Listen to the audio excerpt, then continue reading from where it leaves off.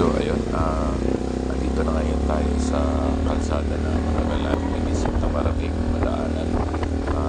Buhat nung dumating kasi sa atin si Kiat-Kiat, ito na yung iniisip kong puntahan kung pala ito yung most dangerous road of the Philippines, itong Halsima Highway from La Trinidad, Baguio, papuntang Sagada. Kasi nakakapagod ang tanawin ito, nakikita ko lang ito. Ito na yung nandito na ako sa Sagada, Kalangin Baguio na doon sa may unahan dito nung welcome to Sagada. Ito na yung mga tindahan doon sa may unahan. Dumating ako dito alas 2:30 na ng pahapon. Umalis ako ng Baguio ng alas 6 ng umaga, pero alas 2 na ako dumating ng Sagada. Sa sobrang layo, hindi rin ako makabakbak ng pagpunan na delikado.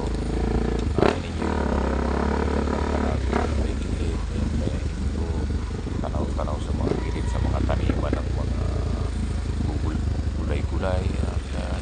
Hinto lang pag may mga magagandang tanawin, picture para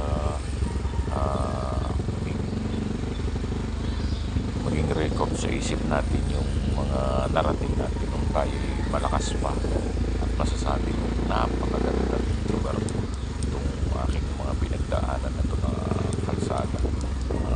Oo, delikado, maraming liko-liko, maraming madulas na daan, maraming basa na daan. At ito nga, hindi ko alam kung anong tawag dito sa binibilad na karne dito na pinalaalangawan.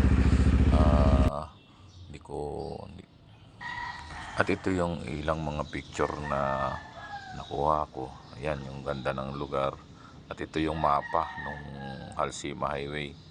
At ito yung strawberry farm na pinuntahan ko.